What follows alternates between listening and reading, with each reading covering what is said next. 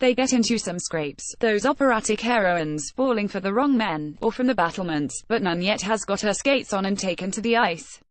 That changes with a new opera, The Skating Rink, inspired by the 1993 book La Pista de Hielo by the Chilean novelist Roberto Bolaño, and published in English for the first time in 2009.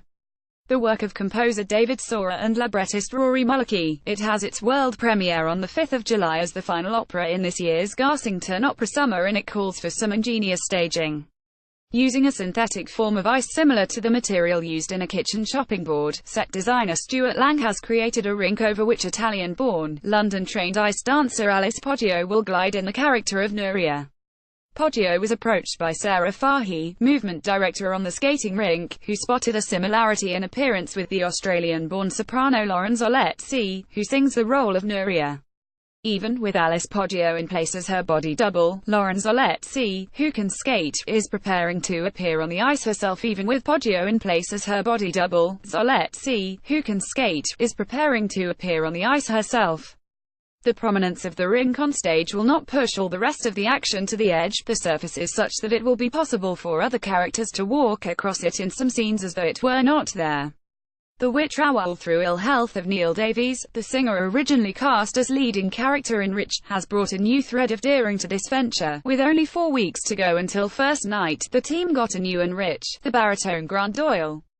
Lauren Zolletti sings Nuria in The Skating Rink. Photo: Julian Guida. In Rich is one of 3 male characters in a chain of command in a small Spanish community which takes measures to move on the homeless and dispossessed who gather in the seaside resort near Barcelona. The theme of migration carries with it a special topicality, although the opera dates from before the current world preoccupation with migrants, being born out of Sawyer's long-standing special interest in Latin American literature. Bolaño's book was very much in his mind when he received a commission from the Garsington Opera artistic director Douglas Boyd. Read more. Banning snacks at the English National Opera is punishing audiences paying £150 per ticket. Artistry doesn't make ice skating any less of a sport. Rhonda rips it up. The fabulous life of a suffragette celebrated in song. IWASNT looking for the subject for an opera. I'm not the sort of composer going round looking for opera ideas. I'm interested in the new generation of Latin American writing, says Sawyer. When Dougie Boyd got in touch, I had not been to Garsington then. I went to see Fidelio there in 2014. On that first visit, he discovered the special challenges of Garsington, where the opera house, re-erected every summer, has glass sides that allow the natural light of the summer evening to flood in, and where the gardens outside became very much part of the set. It's not a traditional theatre. There's no proscenium arch, you can't delighting, there's no fly tower. It's not open air, but it feels open air. You can do anything you like. In the story, the 3 men, 1 Chilean, 1 Mexican and 1 Spanish, and at different levels of authority, are connected by a plan to rehouse the displaced people in a sort of camp. These people end up on the beach because there is nowhere further to go, says Sawyer. The measure brings to light Enric's personal folly, a hidden palace paid for with money that he has embezzled, and in which he constructs a skating rink for Nuria. Having failed to qualify for the Olympics, she has lost her funding, opening up an opportunity for Enrich, who is obsessed with her. The skating rink comes from a magical realism tradition, but it's not surreal like early Latin American literature. It's more real. And there is also the detective story trope. There is the music to which Nuria trains on the ice, a karaoke session at a party, a disco on the beach, and, for Carmen, an opera singer, the songs with which she earns a few drinks. To an extent, that detective work is done by the audience, who will hear the story unfold from the 3 different perspectives of the 3 men, with some overlapping details, and some gaps.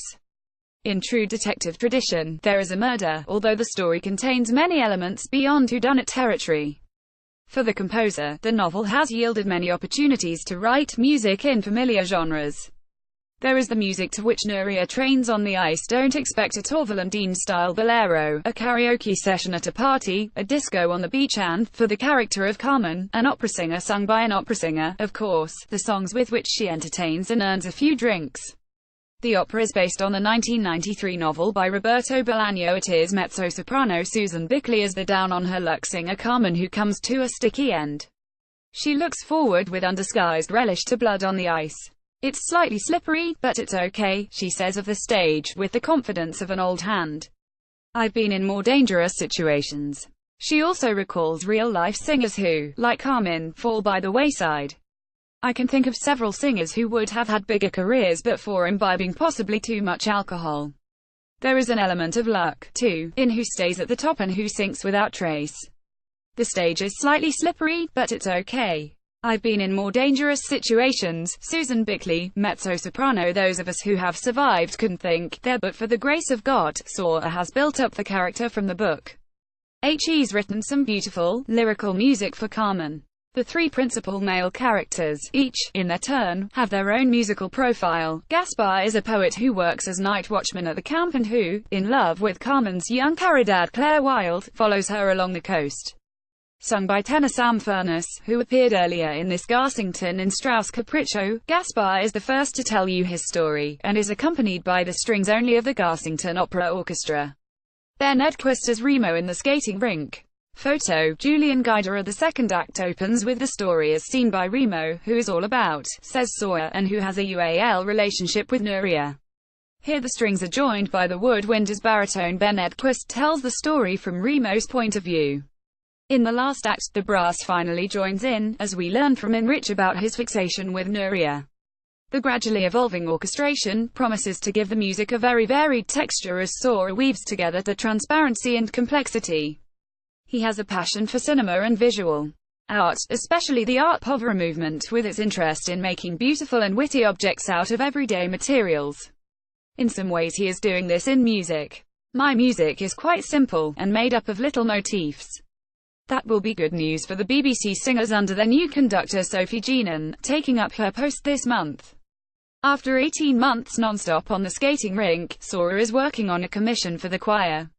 It's about melting ice. The Skating Rink, Garsington Opera, Oxford, 5 to the 16th of July 01865361636. Read more. Angela Georgiou interview. I need applause like people need water. This orchestra is finally letting women wear trousers. Maybe it's one male genius after another in classical music, but what about women, asks soprano Danielle Denise.